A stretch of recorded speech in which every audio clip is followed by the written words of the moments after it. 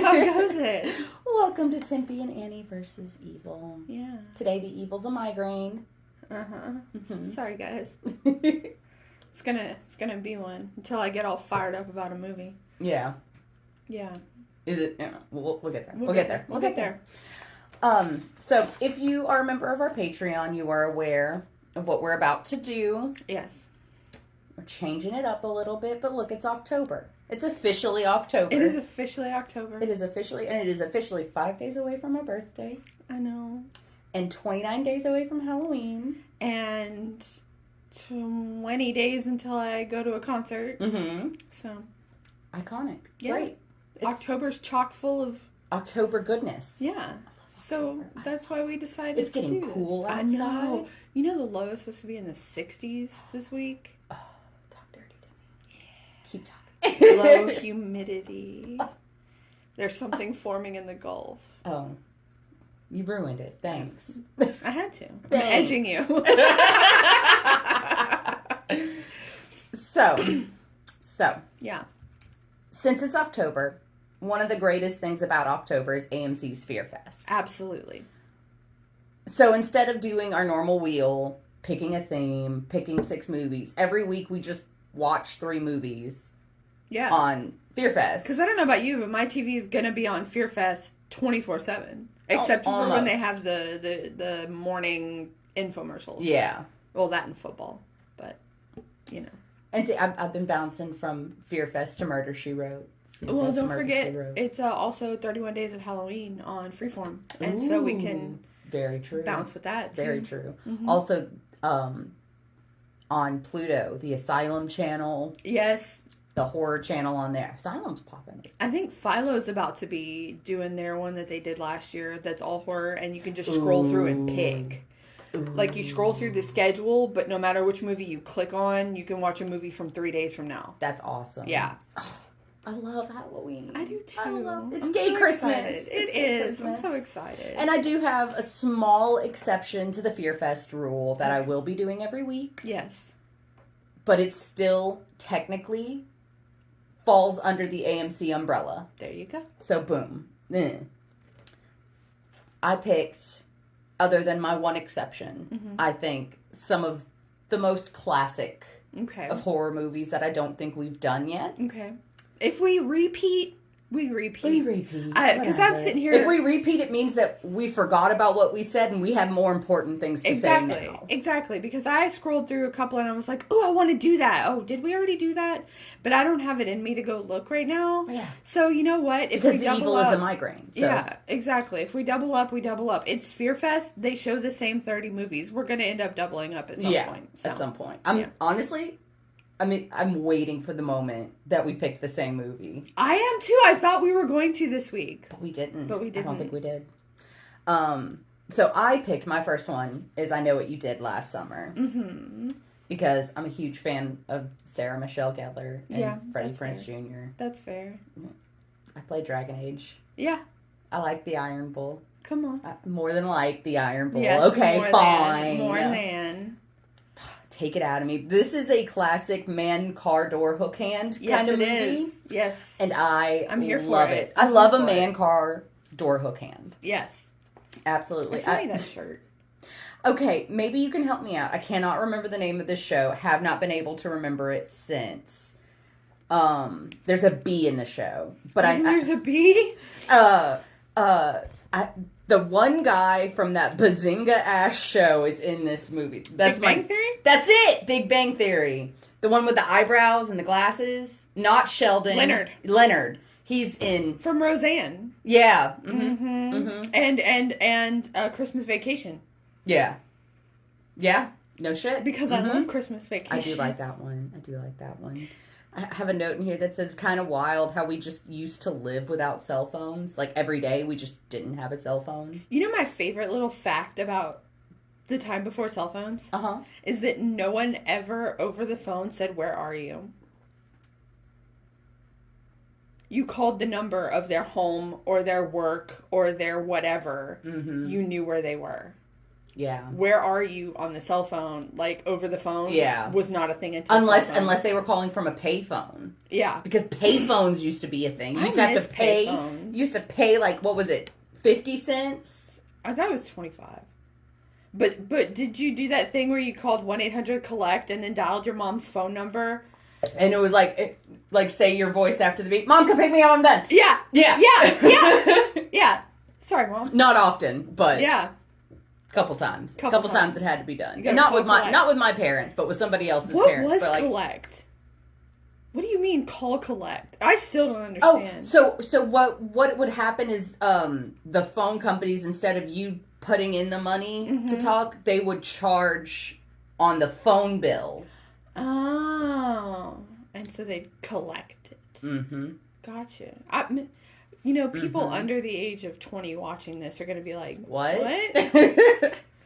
Call collect. That's like, okay, so I have to mention that I know it has nothing to do with, Mention it. Here we go.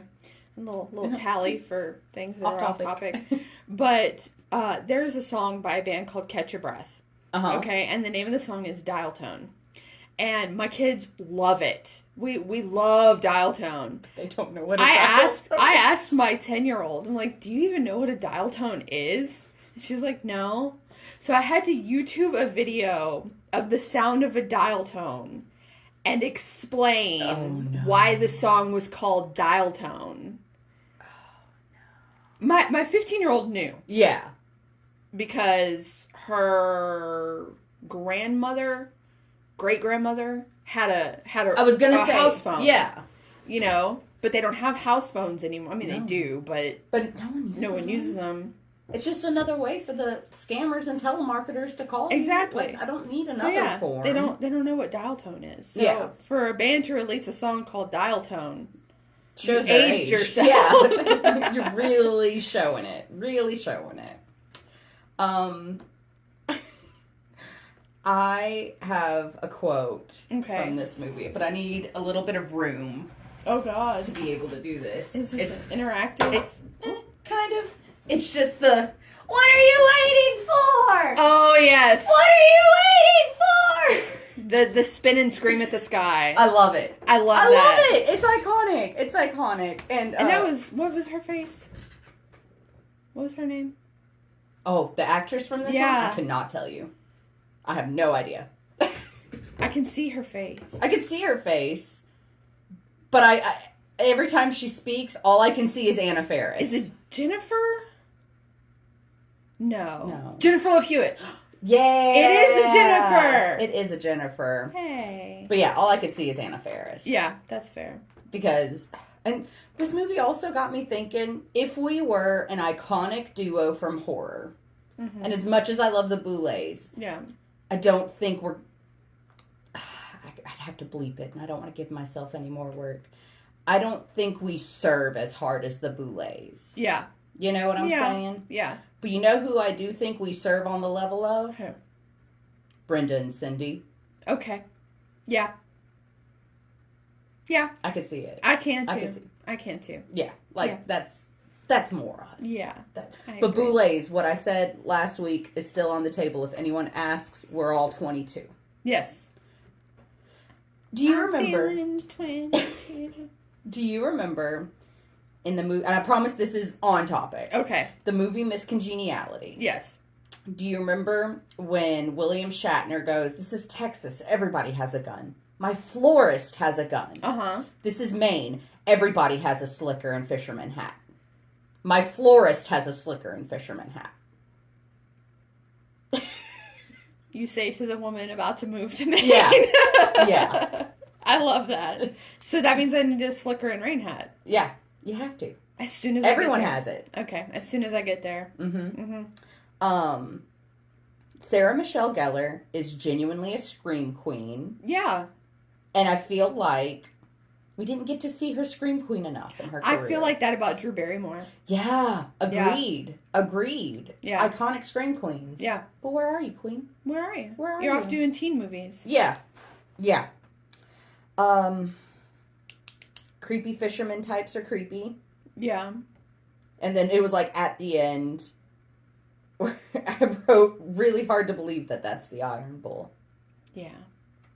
Because it was. Yeah. It's kind of a hard bridge to gap. Yeah. I don't know. Something about looking at him. Freddie Prinze Jr., I'm like, you're not the eye. But you are the eye. Okay, but that's how I feel about Steve Valentine. Yeah. Because you know Alistair is my baby and will always be. But here's the thing. So, Steve Valentine is not your normal attractive kind of guy. Yeah. Okay? But he was on Crossing Jordan.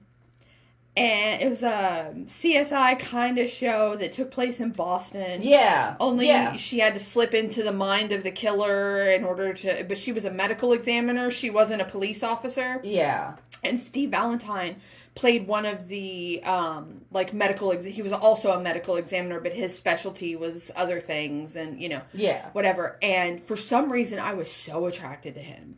He is not an attractive looking guy. Yeah. But I just thought he was hot as hell. Yeah. And then I find out... I think it's a child. I don't have any children. Oh, he's walking dogs. Oh, my husband's walking dogs. Cute. Yeah, look at him being all cute. Anyway, then he became Alistair. Yeah. And it's like even more. Yeah. Oh my God. So, no matter what form Steve Valentine is in, apparently I got a thing about it. Yeah. So. And look, I'll say it. Freddie Prinze Jr. is an attractive man. He's okay. I don't think he's my type. He's not my type either.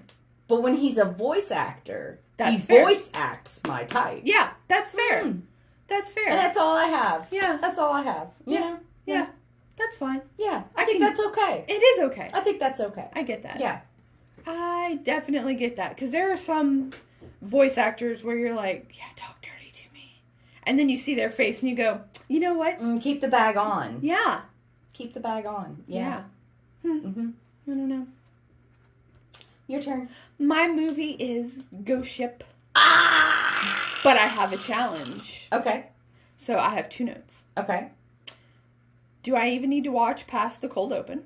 No. No, I don't. You don't. So my second note is, can we spend the same amount of time talking about we usually spend talking about a movie, just talking about the cold open? I think we can. I think we can too. And start. So, the cold open for Ghost Ship is the best part of the movie. That could have been... How do you make a movie with a cold open that good? And then the rest of the movie is bad. Sorry, Juliana Margulies. Bad.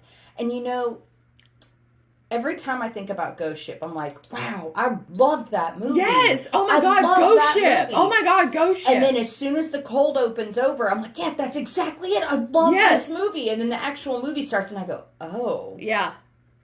Oh, never mind. And that's all we get of Emily Browning. How can you, every now and then she like pops a ghostly up. specter? She pops up. But, we get the glorious, Emily Browning face. And then the rest of the movie, she's just kind of floating around. Yeah. I don't know. Come on. Such a cool scene. How can you have that good of a cold open and that much of a stinker of a movie? And honestly, the cold open built up so much story that was never touched on again. Yeah. Why'd that happen in the first place? Yeah. Because...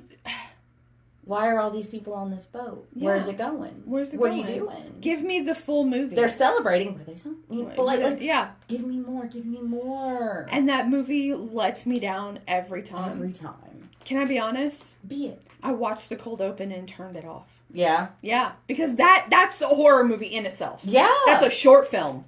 A gorgeous short film. They should have kept it a short film. Could you imagine how much love people would have for Ghost Ship if that was it? Yeah. That was the short film. These people being cut in half. You know what? The cold open should have been somebody going onto the Ghost Ship and being like, oh my God, it's empty. Let's try to, take all the valuables out of here. Yeah. And then, being scared and killed by a ghost, cut back to... Yeah. Boom. Yeah. And then our ending should have been what the cold open was. Yeah, I agree. That would have made a killer ending for a movie. Right. Instead of a... Maybe give Emily Browning some, premonitions throughout the movie. Yeah. So that, like something bad's gonna happen. Something bad's in her grandpa's like, no, sweet, I'm not gonna let anything bad. But she keeps having dreams of everybody on the boat dying. Yeah, and like the guy the server who comes up to her and is like, I'm so bored, and like trying to like make her feel better and all this kind of stuff. Like, we need more story from this guy. Yeah. Why is this waiter guy like taunting Emily Browning's character? Like, she smiles that little cute little kid when an older, whatever. She gives that little, like, shy, demure, mindful. And, and I don't understand why they didn't make that part the full-length movie. Yeah, I agree. That would have been a better go. And I love how, at the very beginning, she's singing in, I assume it's Italian. Yeah. And the text font for the opening of the movie is like pretty. Like, you think it's going to be one of these like rom-com type movies, and everybody's just milling around the ship all, hoity-toity and all this kind of stuff. And then you slaughter them en masse for us. And what do we get for the rest of the movie? Bad guys in a heist gone wrong. Yeah. Come on. I really do genuinely believe, had they flipped it, had the bad guys and a heist gone wrong been the cold open, and the cold open be the beef of the movie, it would have been immaculate. I would have enjoyed it. Yeah. Like Titanic from Hell. Exactly. That's what I want. I want Titanic from Hell. And I really think that you could build up the suspense, give Emily Browning's character, like, I don't know, images of like a plague taking over the ship, or like somebody going crazy, and like you're not sure exactly how it's gonna happen, and just when you think like, okay, maybe it all was just a bad dream, that cord comes through and snipes everyone in half. Like, how cool would that be? That would be incredible. I think, let us remake Ghost Ship based on just the cold open. Yes, because I really think that is one of the most ingenious scenes in a horror movie. Yeah. Not just a cold open, but in a horror movie. That is one of the most ingenious. It lasts, the whole cord scene lasts, like the cord snap lasts, what, half a second? Yeah. And then you freeze on everyone, like, what just happened? And then that slow, like, iconic slide of everyone's bodies being and that cut woman trying to like pull her lower half back to her top half. Like, I don't understand how you have it in your brain to make that kind of scene and then continue to make the movie that was made. Yeah. I don't get it. I agree. I don't get it. America, explain. Explain. How you...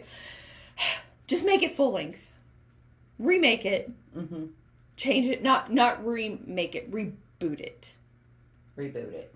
Reboot it. Mm-hmm. Yeah. I agree. I absolutely agree. Yes, we can talk about just the cold open. Yeah. For the length we talked about. We did it. We did it. We did it. Mm-hmm. When it's that good of a cold open, I think it's easy. I do too.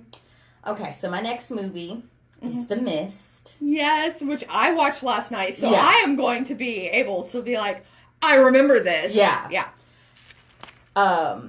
My first note is, as a person who grew up in a town comparable in size, this is so realistic. Mm-hmm. Because I know we don't live where I grew up. Right. But you know where I grew up. Anytime my country accent slips out, y'all make fun of me relentlessly for where I grew up. Absolutely. Tell me that's not Brookshire Brothers. Yeah. You know? See, and tell me that's not Nichols. My thing here is this movie is why I hate going to Market Basket. Ooh. Because Market Basket here has those giant plate glass fronts. Mm-hmm.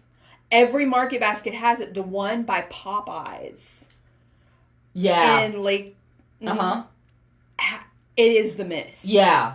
And I'm terrified to go into that. That's why I'm always so uneasy in there. Yes. That's why. This movie ruined Market Basket for me. That's fair. You know? That's absolutely fair. I love how this movie is how Frank Darabont got 3 Walking Dead actors together. Right? You know? Because this is Frank Darabont. Frank Darabont had a hand in The Walking Dead. Yeah. Carol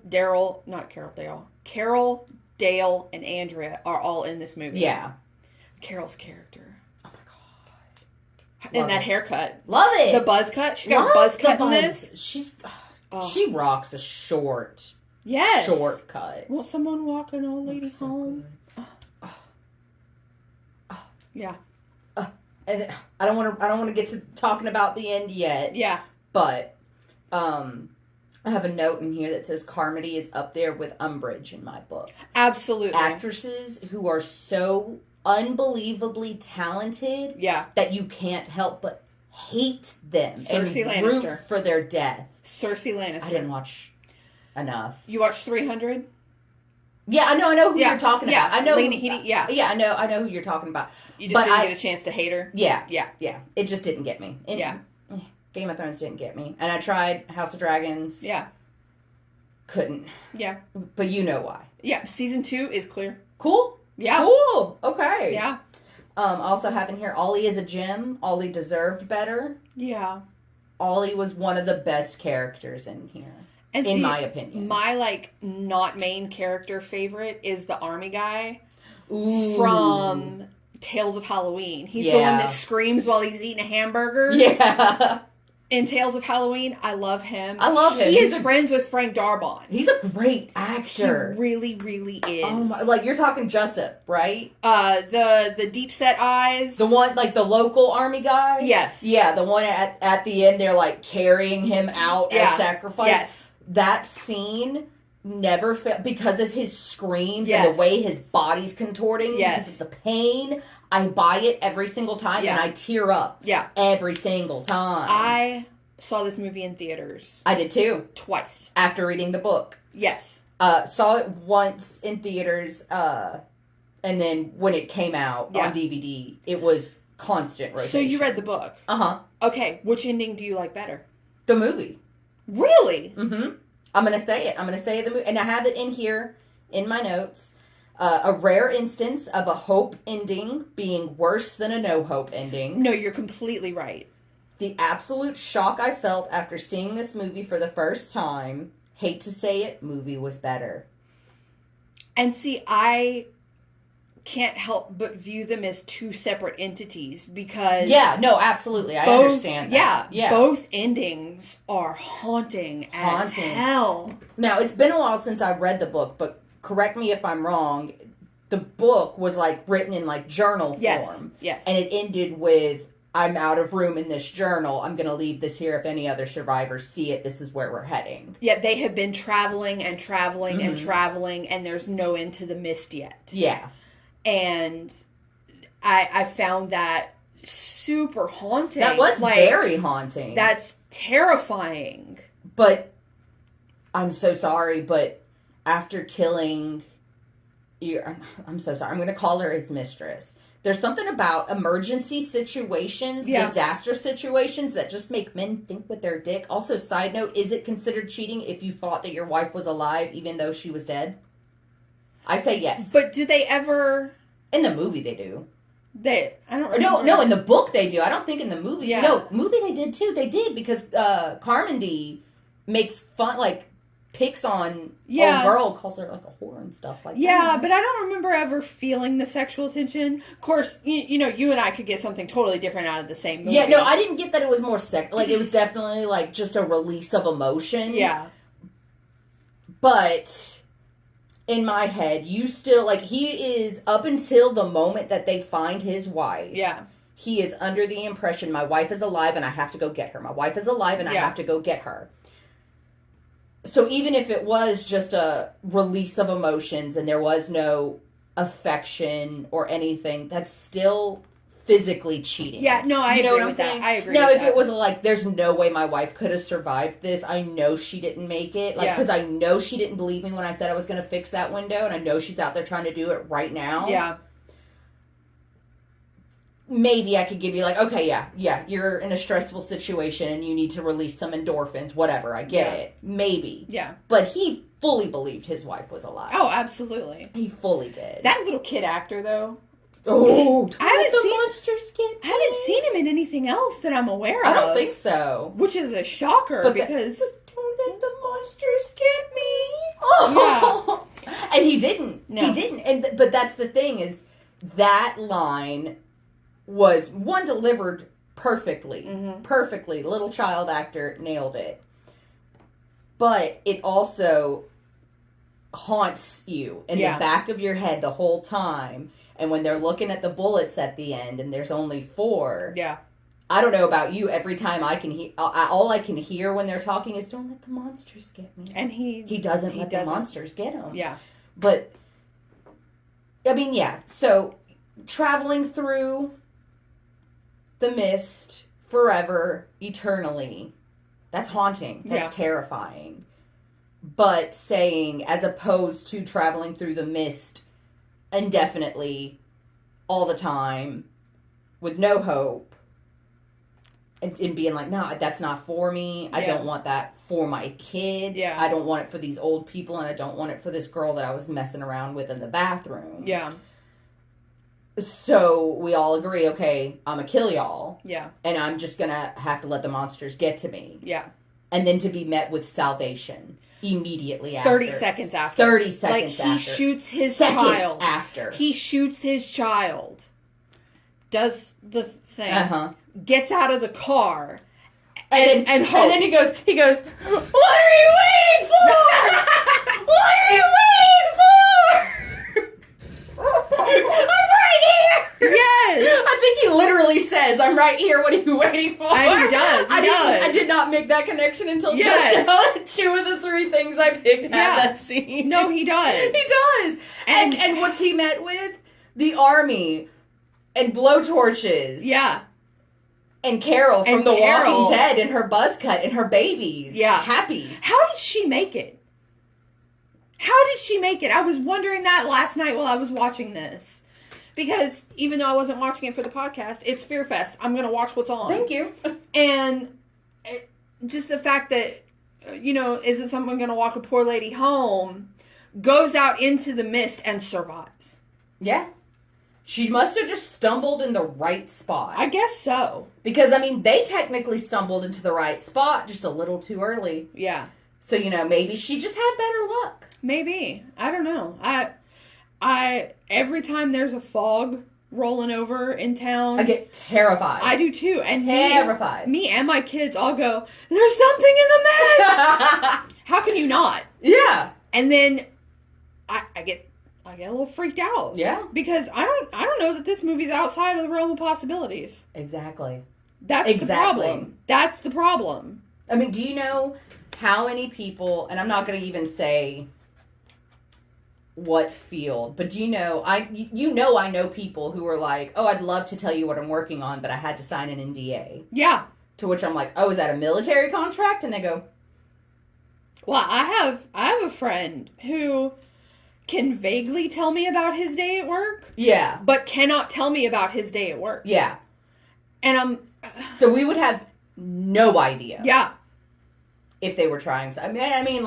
I've met conspiracy theorists who theorize that they are working towards this, window into another dimension that the military was working in here. Yeah. And as Miss Carmody put it, looks like your window turned into a door. Yeah, I love when someone beans her with a can. That is one of my favorite parts. And I don't have it in my notes, but I have it memorized. Mm-hmm. Stoning people that annoy you is okay, right? They do it in the Bible, and I've got a lot of peas. Yep. Yep. I love that scene. I love that scene. Look, the actress that plays Mother Carmody was on SVU, and you know me and SVU. And she was on SVU, and she didn't, she played a bad person, but not a bad person. She was, like a FBI agent who was kind of a revenge killer. Yeah. But, she had the proof that these guys were, bad guys. So, Gray area. Hey! So watching her on SVU after having, hated her as Mother Carmody, I'm still kind of like, I don't know. Yeah. I don't know about you. It's a testament to her talent. Yes. Truly a testament to her talent. Absolutely is. That they could... And I say they because I'm also referring to, I can't remember the actress's name, but the woman that played Dolores Umbridge in Harry Potter. Yes. I've seen her in other things as well. And I've seen her play angels and saints and perfect people. But still, every time I see her face, I'm like... Yeah. Well, it's a testament to their talent. It is. It has to be. I know you didn't watch Game of Thrones, but Lena Headey, who is Cersei, she was the wife in 300. And I loved her in 300. Loved her in 300. Loved her in that one cave movie that we watched. Yeah. Like, love Lena Headey. Watching Game of Thrones, I wanted her to die so bad. I hated her. And but I don't know anything about her, but I do know. Tell Cersei it was me. Yes. I know that. I know that little old lady. She was... I can't believe how much I fierce. Loved her in 300. Yeah. And hated her in Game of Thrones. Yeah. You know, and that just goes to show, because I was a Lena Headey fan before Game of Thrones. Yeah. And then watching Game of Thrones, I'm like, I don't fucking like you. Yeah. Oh my God. But it just goes to show acting. Yeah. Acting. Yeah. It's your turn. What do you have? I have the movie we wanted to do for a couple of things, and it's never streaming, but now it's on FearFest. The Crazies. Oh. Yes. I got The Crazies. The Timothy Olyphant version. Okay. The remake, the 2010 remake, which... Mwah, now, correct me if I'm wrong. Is this not the one that we watched together? Maybe? The one where everyone in town starts acting a bit weird? No, I think I'm confusing it with a different one that I can't place. But no, I do know this one. Danielle Panabaker is in everything. There is a brief moment in time where any horror movie had Danielle Panabaker in it. Yeah. And this is one of them. Yeah. She didn't have a big part. She didn't have a big role. This movie is if a Hallmark town went to hell. Yeah. Speaking of small towns. Uh-huh. You know? That's exactly what it is. So one of the crazies is walking through town whistling. Yeah. My dogs hated it. And they don't react to the TV. Yeah. My dogs don't care about the TV. But one of the crazies was whistling. And they both... And started, like, growling. So, I don't know. I don't know. Zelda watch it then. No, don't. Because she is so reactive to dogs on TV. Don't. TV in general. I love a good government containment horror. Yeah. And that's what this is. This spends... The first 20 minutes of this movie is very much, okay, everyone in this town's going nuts. Let's watch this movie. Yeah. And it's not that. Yeah. It's a government containment horror. And you think it's going to be like... I don't want to say an apocalypse movie because it kind of is. But you think it's going to be a something's wrong with the people movie. Yeah. And this is a government containment movie. Yeah, no, something's wrong with the government. Yes. Yeah. Absolutely. And there was a character, I made a joke, there was a character in here named Scotty, and Scotty comes out with a gun and starts pointing it at our main heroes. Scotty doesn't know. Scotty doesn't know who's sick. Yeah. That's why he's got the gun. So don't tell Scotty. Scotty doesn't know! There's a really cool knife hand death. Yeah. They're in the nursery, and he stabs... One of the crazy stabs Timothy Olyphant in the hand into the floor. Yeah. And he pulls up the knife hand and slams it into her throat. And that is just... That's iconic. The coolest knife hand kill. Although then he pulls the knife out this way. And I feel like he would have gotten the contaminated... I have questions. Yeah. But it was in the water, so does that mean the blood wasn't contaminated?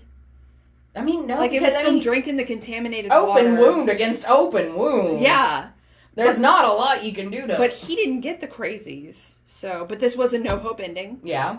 We get, they're finally trying to escape the government containment because the government's not letting them leave even though they're not sick. And it turns out that there's trucks in the back of the rescue area and everyone's been gunned down. Even the healthy, they've been gunned down. And so they're trying to leave and a nuke goes off behind them. And then we see them like walking. They escape the nuke and they're walking through a field and we get an aerial shot of an army camera that says containment found, contaminant found, contamination, and they're going to start the next town. And then we get a news brief of like them explaining away the nuke as a plant fire, which scares the crap out of me. Because how many times? How many times have we had a plant fire in the area? How many times is it a shelter in place? Yeah. I just... see, the Mist, the crazies... They hit a little too close to home. They hit too close to home. That article that... Was it the article you sent me about the canary in the coal mine? Oh, yeah. About our this movie and The Mist. Yeah. Yeah. A government containment horror. We need to do a whole yeah. Because I'm sure there is. I'll write it down. Do you think there's enough? I'm sure there has to be. I mean, we could do just the quarantine movies. Yeah. And get away with it. Yeah. I don't know. There's something about government containment horror that is so scary. As someone who is not really scared by movies anymore. Yeah. A good, it's the government's fault. It's up movie. there with Home Invasion for me because they're the most realistic. Yeah, absolutely. That's my personal opinion. So do you want to do your other one before I get into mine? Sure. Okay. So I picked the movie we don't talk about. Yeah? Yeah. Are we going to talk about it? We're going to talk about it. Because Justin Long deserves some recognition for this damn movie. Agreed. Absolutely agreed. Who names a kid Derry? Turns out his real name is Darius. Oh, I know a Darius. I know Darius Rucker from Hootie and the Blowfish. Not biblically, but... No, not biblically. Well, no, not biblically. She went, wait. Darius Rucker? No, don't know him. So, the scene, it's in the very beginning. They're driving down the road, and he's singing a song about the poli-sci track guy, right? Yeah. And you can see the bee-eating-you car coming up, but it takes... so long. Like, what, a full 2 minutes? Yeah. And on your first watch, you don't notice it. Yeah. You don't notice it. It's not on your radar. No. Why would it be? Because the RV was just behind you. Yeah. And the RV pulls off the road for, I still don't know why. Yeah. And bee-eating-you's coming up. But like I said, it takes a full 2 minutes to get to our awareness. Yeah. After the first couple of times you watch it, you notice it. And you're like, oh my God, this is haunting. Yeah. This is haunting. It's a creepy movie. And well acted. Well acted. I love how it's about an hour and a half into a maybe almost 2 hour movie before we get the reveal that it's got wings. Yeah.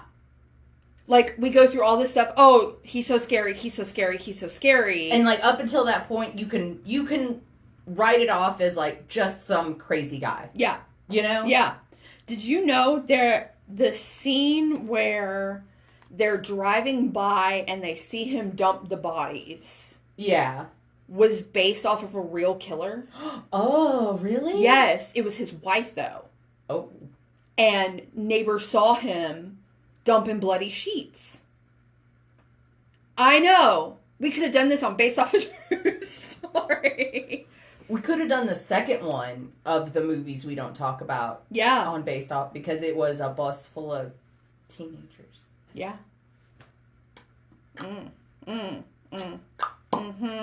Yeah. But no, honestly, this movie is so good. Yeah. And it really is. Justin Long's performance is so... This was his first lead role. Yeah. He was honestly, 22. And it cemented him as a staple in horror movies. Absolutely. I have not seen a horror movie that Justin Long was just briefly in that I didn't adore. Yeah, absolutely. Remember Barbarian? I remember House of Darkness? House of Darkness. Tusk. This man is a scream king. He absolutely is. I agree. You rarely see him in like comedies which I'll watch if he's in. I'm not a big like comedy movie like. Wasn't he in Waiting? Yes. Okay. Yes, and like I love to laugh, but comedy movies are so hit or miss for me. Yeah. Because it's got to be the right jokes. Yeah, and I feel like in a lot of comedy movies, we're women, so most of the time we are the jokes. Yeah. I agree. I agree. Waiting, I loved Waiting. Yeah. Waiting, I've said this before, I'll say it again. I was working at Bennigan's when Waiting came out. Okay. Were you working at Bennigan's when Office Space came out? I don't remember. But women needed shenanigans. I worked at Bennigan's when Waiting came out. And so I've loved Justin Long. That was my first real Ryan Reynolds. Yeah. What have you. I always had a bigger crush on Justin Long's character. Same. Like, yeah, okay, look, I know how you feel about Ryan Reynolds, but objectively, he's handsome. I have an unpopular opinion. You don't find him, like, handsome? Oh, okay, you remember the movie, it was a Ryan Reynolds movie, and I think it was called Just Friends or Best Friends or something like that. Yeah, the one where he was in a fat suit the whole movie? He was more attractive as a fat guy than he is skinny. I can any get day that. of the week.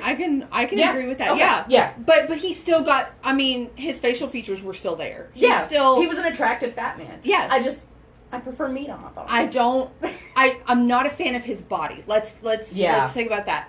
But objectively, he does have a handsome face. He does have a handsome face. Take the body away, because his body's whatever. I don't really pay attention to his body.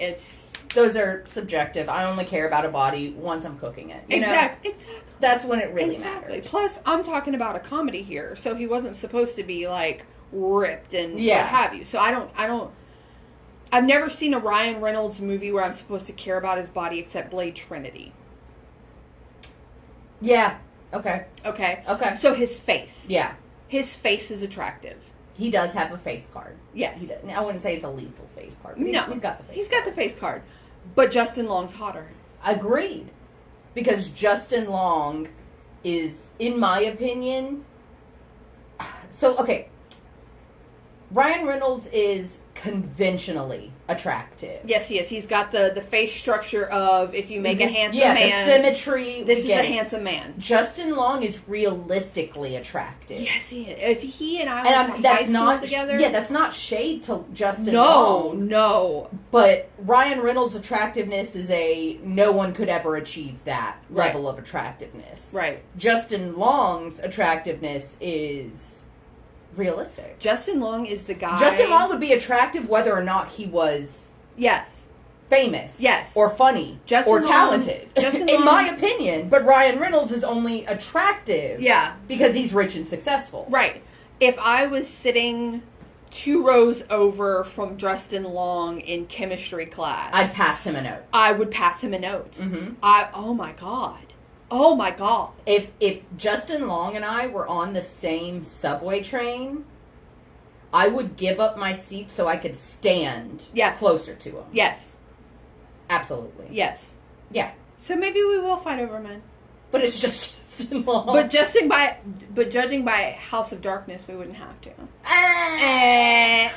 I'm gonna say it, and this is not a self-degradation kind of thing. Mm-hmm. This is me being a realist. You could get Justin Long. I'm not his type. You don't know that. Who's his type. Who's his... It doesn't matter. Does he have a... He doesn't want all this. He might. I'd break him. You don't know that. You don't know that. But, like, my type in men are... I could take you over my knee and break you like a twig. Yeah. Or you could carry me like I was a petite little angel. Yeah. So, like, he's on that side of the scale. I don't know. I think he'd still... I think he'd appreciate my humor. I think he'd appreciate my mind. I just don't know if he'd be physically attracted to me. And that's okay. Yeah. Not all Justin Longs have to be attracted. I don't know. I don't think... I've never really heard...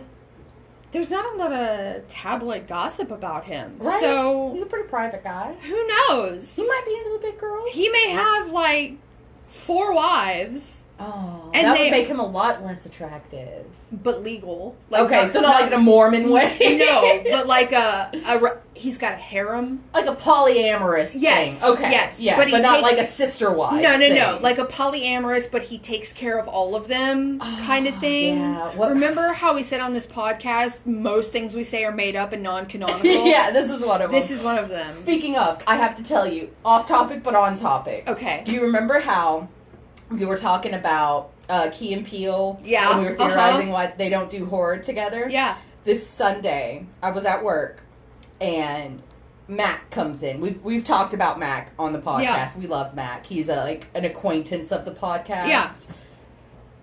I don't know if I'd call him a friend. We're just an echo chamber for each other, and we gag over movies at work. He comes in, and I'm like, oh, hey, Mac, good morning. And he goes, I figured it out. And I'm like, what? What did you figure out? And he was like, I figured out how Key and Peele can do horror together. Okay. And I was like, okay, what? And he was like, so you know, like, Abbott and Costello horror comedy. And I went, yeah, And he was like, yeah, so like, but it had to be like with the Universal classic movie. So like a Key and Peele meets, and I went, you could stop talking. Yes, you're right. Yeah. I think at one point I went, your mind is beautiful. Yeah. Stop. How many times have we wanted to do like Abbott and Costello meet Frankenstein? Yeah, we talked about it. We did extensively on the Black and White episode. We did. We did Ghost Breakers. We did. Ghost Breakers. I loved that though. Yes, I actually have. So I am watching FearFest on Philo. Not sponsored. I'm bouncing between Philo and AMC Plus. Not sponsored. Yeah. Should be, so but not. I can go through, and this is not a sponsor about how easy it is to use Philo, but sponsor us. I can go through and look at the movies that are playing at like 4 a.m. Yeah. Save them to my DVR. That's what I did with The Mist. Yes. Go back and be like, okay, now I can watch these movies. I have 2 movies before 1965 saved. Ooh, nice. I know. I am so excited. Oh, I am so excited. Awesome. But the only problem is, what if you haven't seen them? How are we going to talk about them? So I'll just describe the movies to you like we do when we haven't seen them. You know what? We're about to cover it. Okay. Because I'm about to describe to you something I know you haven't seen yet. Yes. But I know you're at least familiar with the format. I've seen the first, 2 seasons? Yeah. So. Oh, are you in for a treat if you've seen season 2? Okay. With this okay, so my exception to the FearFest rule is I'm going to be covering season 6 of Dragula. Yeah. I'm obsessed with Dragula. Anyone who knows me knows I love Dragula. Yeah. I will watch Dragula all year round. Mm-hmm. Do you remember when they did their like halfway to Halloween countdown thing? I watch that all the time. Yeah.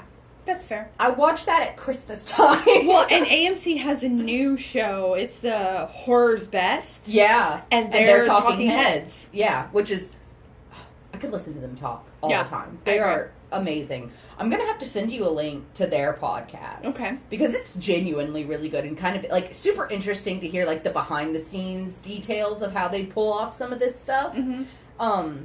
So, season 6 premiered yesterday. Mm-hmm. Or I guess technically, yesterday, but at midnight.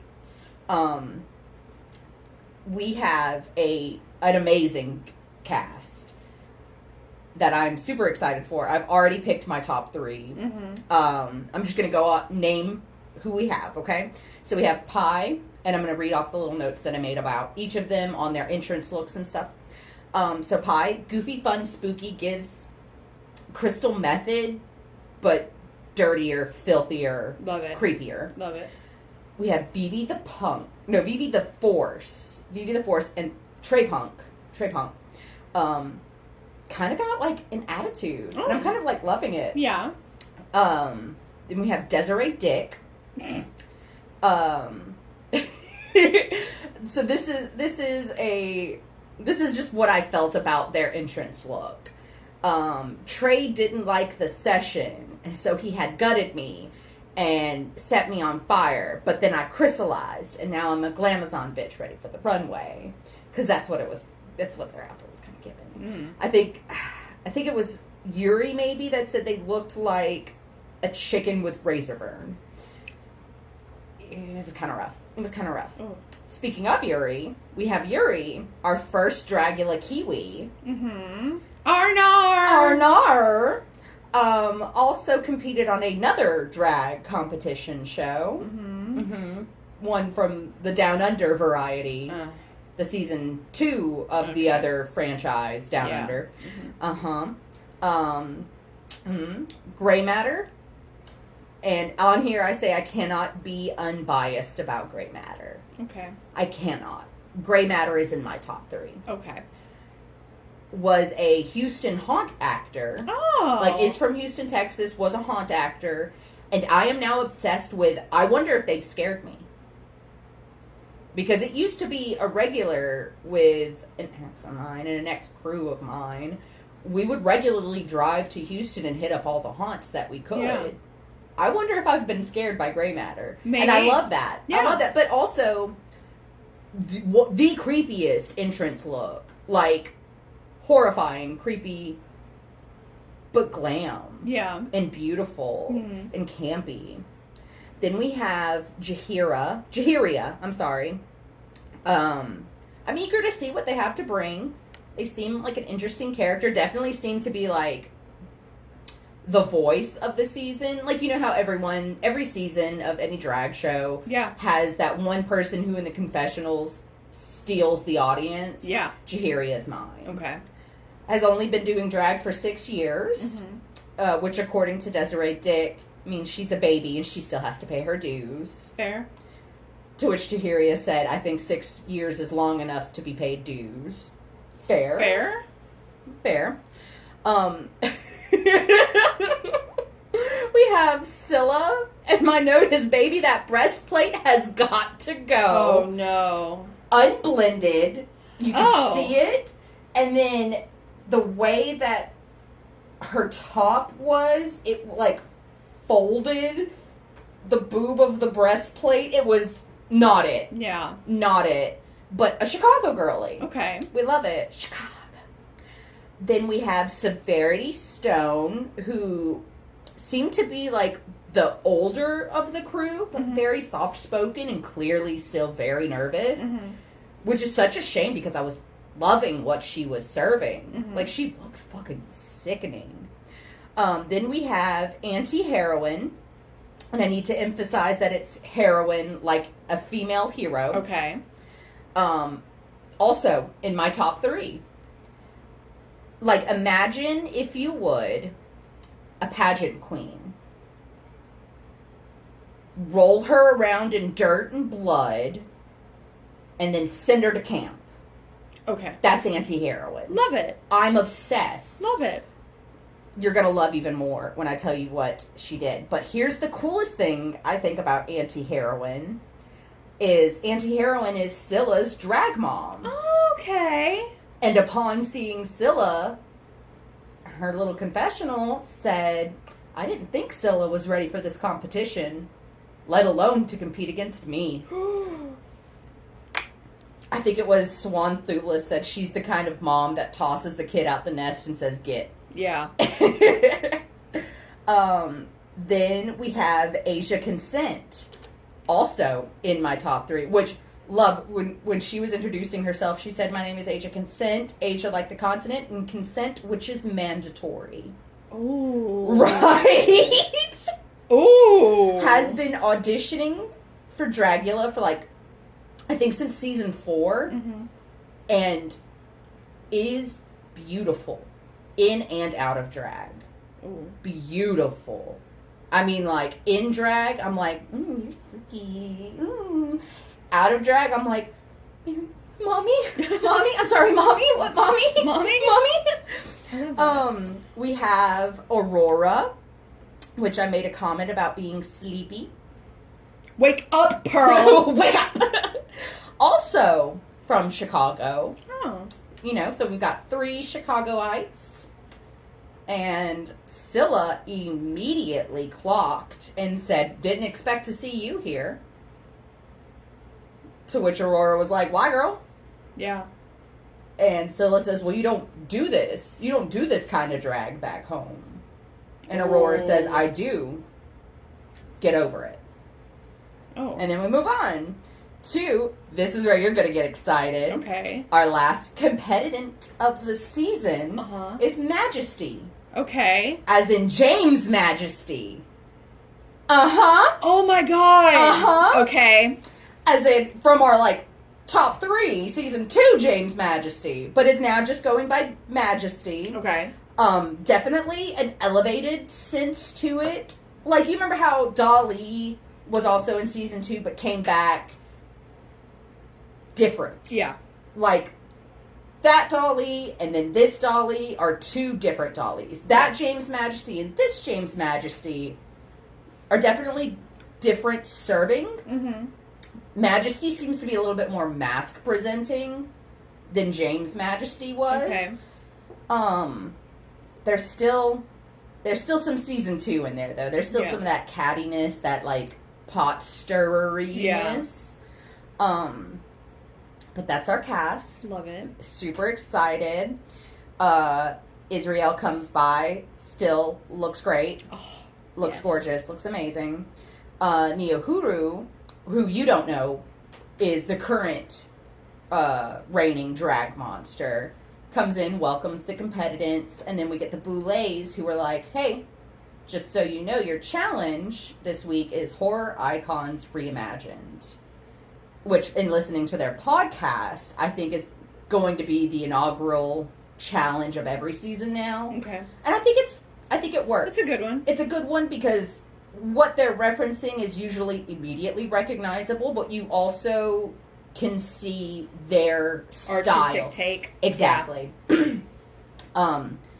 Fright Feet, they have to go through a haunted house in which there is a scroll of immunity.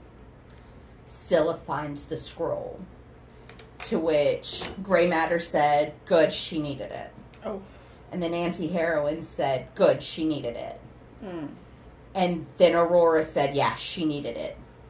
And then after the floor show, the Boulets went, probably the luckiest thing that could have happened to her. She needed it. Mm-hmm. But she got it, and she's safe. Let's see. Yeah, and Majesty also said she needed it. And Yuri said she needed it. Everyone agreed it was not it. I have a quote from Yuri that said, that other show molded me into something I wasn't, and I was very unhappy with that. Aww. Right? So I'm so excited to see Yuri really blossom. Yeah. Because, like, I was a fan of Yuri's work on the other show, but definitely was like, I don't know, I feel like since, I can't say her name, but the one spooky drag queen winner, I feel like ever since that, spooky drag on the other show has been okay. But tone it down. Yeah. But give us glamour. Yeah. But give us something. Give us comedy. Give us anything other than that. Yeah. So I am excited to be... Yeah. Yeah. Scylla confronts Aurora in the lab and says, feeling some kind of way because back home, Aurora doesn't do this kind of drag, and Aurora gets more of an opportunity to perform than Scylla does. But when Scylla performs, she's putting Dragula Monster out. But when Aurora performs, she's, and I quote, apple picking and walking around and serving face. Yeah. To which Aurora said, well, yeah, I get those kind of gigs too, and I need to pay my rent somehow. Which is fair, but also... I want to say it was season 4, either 4 or 5. Drax made a comment about another queen who kind of had the same vibe and said that's perfectly fine. If you need to make money, you need to make money, make your money, but you can't forget who you are. Right. You can't forget at your core what you are and what you're serving. And you're giving me that you don't know. And that's fine, but you need to not know somewhere other than this competition. Yeah, I agree. So I'm kind of, our guest judges, I think you're going to be excited about. Mm-hmm. So we have Jamie Clayton, who is the newest Pinhead in the Hellraiser remake that I just watched. Hi. I watched it. I finished it. I'm so glad. What did you think? I loved it. Loved it. I loved it. And an iconic Pinhead. It was a reboot. It was not a remake. It was not a remake. It was a reboot. And I think having a trans woman play Pinhead solidifies the message behind Hellraiser a lot more, in my opinion. Can I just say how I loved Asian descent Deep Throat? Yeah. Ugh. Yep. Ugh. So good. So we have Jamie Clayton, and then we have. Let me make sure I get this right. Aklia Cooper. Okay. Writer of such amazing movies as Malignant. I couldn't see. It has triggers. Yes. The Nun 2. Okay. And Megan. I know. Amazing choices for judges for this specific. Right. And also for the first episode. Yeah. I feel like you get a little bit of the horror everywhere. I did not take notes on everyone's runway looks. I took notes on the ones that stuck out, whether good or bad. Okay. Asia Consent was Art the Clown. Okay. And it was perfection. It was a reboot, not a remake. Love it. It was like a mermaid style gown. Half of it's the like black and white lined Art the Clown costume. Other parts are trash bag. Mm-hmm. There's hip cutouts, boobies out, just out. On the butt, there's a little sign that says Art was here that she takes off to reveal gorgeous butt. Love it. The gag and the stuntery, literally ate shit. And then filleted a body open and ate it. Wonderful. Iconic. Yeah. Very Art the Clown. Reboot, not remake. It was reimagined. Gray Matter was Leatherface. It was a really cool outfit. There was a lot of attention to detail, and I felt like every other spot that I looked, I saw something else. But there was no stunts. There was no gaggatry. The performance was just kind of like, I'm walking around and I'm spooky. Mm-hmm. Performance fell short, but the attention to detail is there, and I expect a lot.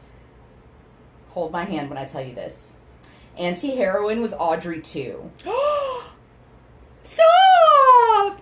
Came out standing in a custom painted giant coffee pot planter, like coffee can planter that said anti-heroine and blah, blah, blah. It was so pretty. So Auntie's hair looked like an artichoke head. Mm-hmm.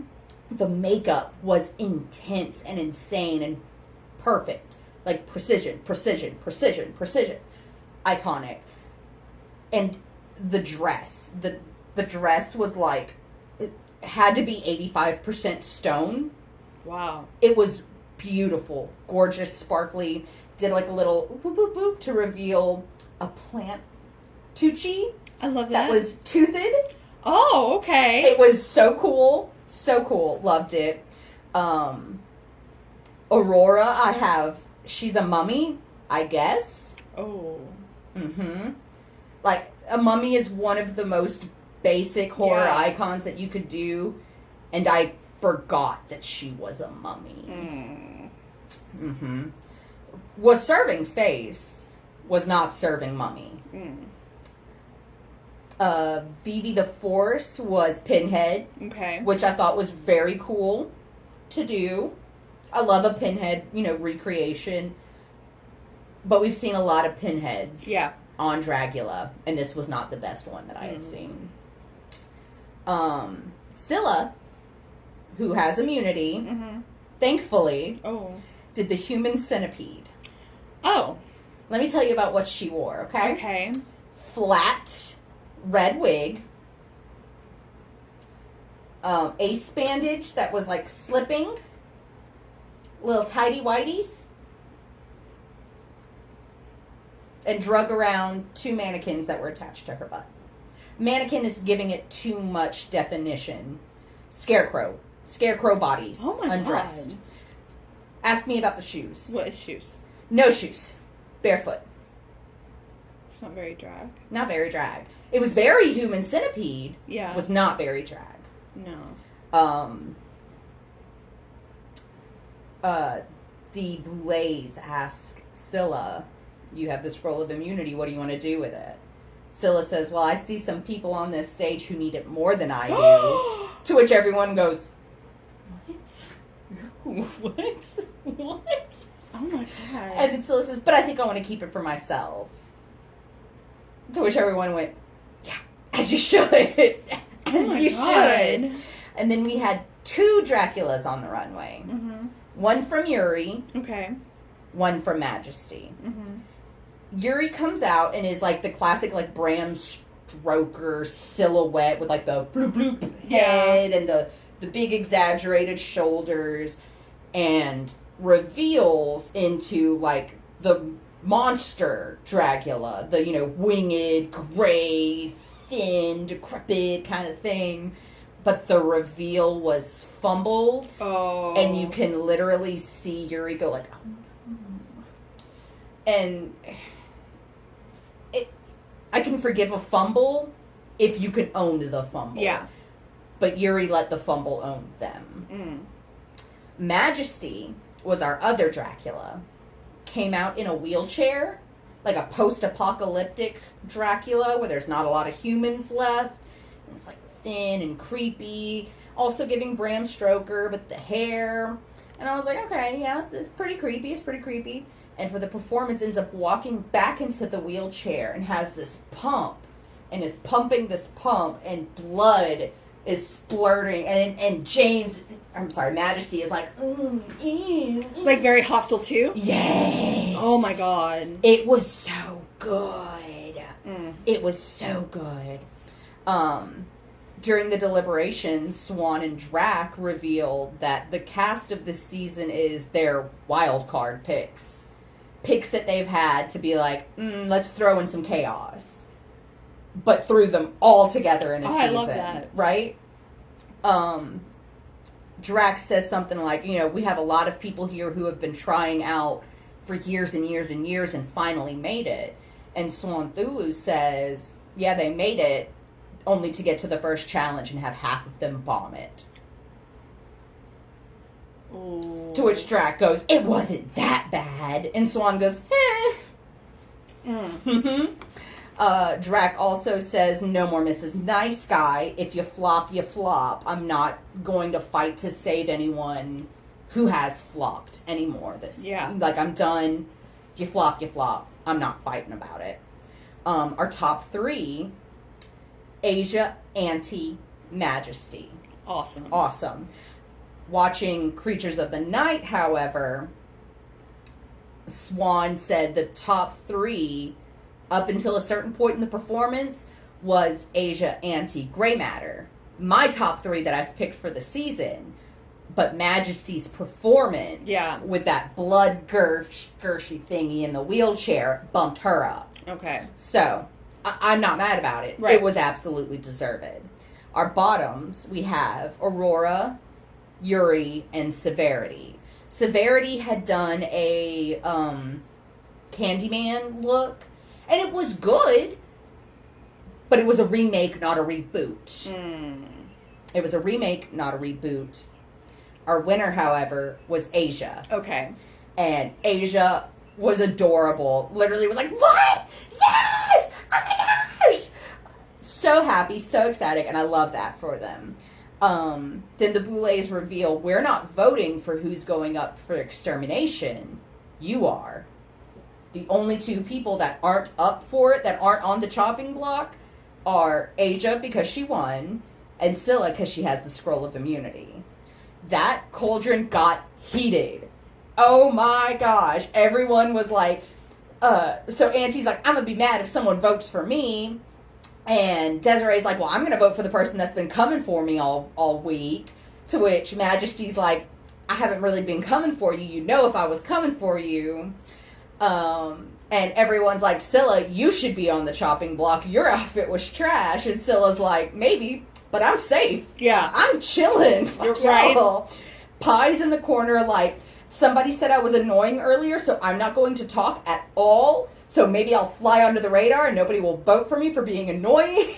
Oh my god. It was insane. But in the end, Severity and Aurora get voted to have to go to the Extermination Challenge. Yeah. And the Boulets had been teasing, you're going to have to meet a horror icon, 20,000 Leagues Under the Sea. They had to go swimming with sharks. To which I said, for free? Oh my god. They get to go swim with sharks for free and Yeah. they're complaining? Yeah. And then the Boulets are like, oh, and don't worry, you're not going to be in a cage. You're going to be free diving with all of these sharks. And I went, for free? Yeah. Put me in, coach. Yeah. Put me in. Yeah. I could do that. And they were just reef sharks. There were a lot of reef sharks. Yeah. But it was reef sharks, so, like, you know, not super, I thought it was going to be easy peasy. Both Aurora and Severity looked petrified. Petrified, uncomfortable on the boat ride there. But when they got to it, Aurora was like, jumped in, I'm here. Severity comes out for a break at some point, and Aurora said, no, I'm not taking a break. Yeah. Sorry. Bye, Severity.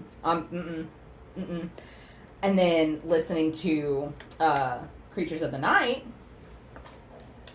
Drac tells us they had to fly to Hawaii to do that. But that during that time, there was a tropical storm. Oh, no. So, like, their first attempt, they were like, we don't feel comfortable. They found another company who was like, nah, we'll do it. Oh. And, yeah, Drac said, like, it was a little scary being on this boat with queens who were still in full beat. Yeah. Because she said, like, we left the set, hopped on a plane, made it to Hawaii, hopped off the plane, hopped on a boat. God. Got there, got in the water. Jeez. And Drac was like, I was expecting max 5 sharks. And she said while she was watching the monitor, she turned to a producer and went, are those actually sharks? Is that how many sharks there are? Are they safe? Do we need to pull them out? Right? Like, so sweet. But it was fine. Everyone lived, except Severity, right. Obviously. And, you know, they do, like, horror movie-esque kill scenes right. for the queen that's eliminated. And I could definitely tell that they're stepping their pussies up this season. Yeah. And it was... So Severity was Candyman inspired. Mm-hmm. And her kill was Candyman inspired. That's awesome. It was... I loved it. That's I loved awesome. it. It was so good. I cannot wait for the next episode. I'm gagged. I'm fully Team Grey Matter.